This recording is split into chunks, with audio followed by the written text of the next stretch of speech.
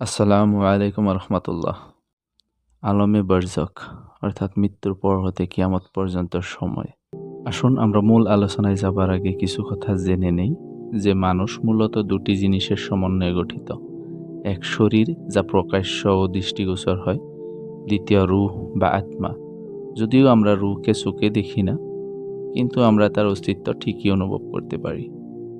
দুনিয়াতে রূহ এবং শরীরের সম্পর্কটা হলো এরকম যে আমাদের উপর দুঃখ, কষ্ট, শান্তি ও আরামের যে অবস্থা আপতিত হয় তা শরীরের উপর প্রত্যক্ষভাবে অনুভব হয়, আর রূহ পরোক্ষভাবে তা অনুভব করে। যেরকম কোনো মানুষ আঘাত লেগে আহত হলে অথবা আগুনে জ্বলে গেলে, সেক্ষেত্রে আঘাত বা আগুনের সম্পর্ক যদিও সরাসরি তার শরীরের সাথে, কিন্তু তার প্রতিক্রিয়ায় রূহ কষ্ট পায়। ঠিক একই রকম আমরা যখন সুস্বাদু খাবার খাই, সেটাও সরাসরি আমাদের শরীরই লাভ করে থাকে, কিন্তু এতে রূহও তৃপ্তি লাভ করে। মোট কথা, মানুষের দুনিয়াবী জীবনে শরীরই আসল, আর রূহ তার অধীন। আসুন আমরা মূল কথায় ফিরে আসি। কুরআন ও হাদিস আমাদেরকে কবর জগৎ সম্পর্কে যা কিছু বর্ণনা করেছে, সেগুলো চিন্তা করলে আমরা বুঝতে পারি যে সেখানকার ব্যাপারটা দুনিয়াবী জীবনের সম্পূর্ণ বিপরীত। অর্থাৎ মানুষের সেখানকার জীবনে যে দুঃখ, কষ্ট ও ভালো মন্দ অবস্থা আপতিত হবে, তা মূলত সরাসরি হবে রূহের উপর, আর শরীর তা পরোক্ষভাবে অনুভব করবে। আল্লাহ পাক এই ব্যাপারটি আমাদের বুঝে আনার জন্য দুনিয়াতেই তার একটি নমুনা রেখেছেন, আর তা হলো স্বপ্ন।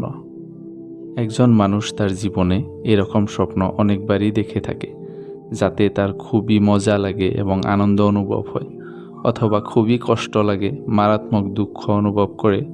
কিন্তু স্বপ্নের এ দুঃখ, কষ্ট বা আরাম আয়েশ প্রত্যক্ষভাবে রূহের উপর আপতিত হয়, আর দেহ পরোক্ষভাবে তা অনুভব করে।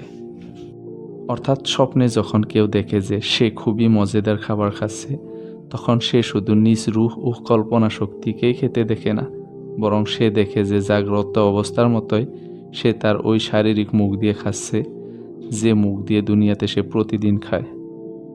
ঠিক একই রকম যদি কেউ স্বপ্নে এই দৃশ্য দেখে যে কেউ তাকে ছুরি দিয়ে আঘাত করছে, তাহলে সে এটা দেখে না যে তার রূহকে আঘাত করেছে, বরং সে স্বপ্নে এই দৃশ্যই দেখে যে আঘাত তার দেহের উপরই পতিত হচ্ছে।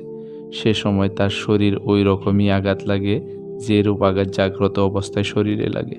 অথচ স্বপ্নের সময় যা কিছু হইয়া থাকে সরাসরি তার রূহের উপর হইয়া থাকে, শরীর পরোক্ষভাবে তা অনুভব করে।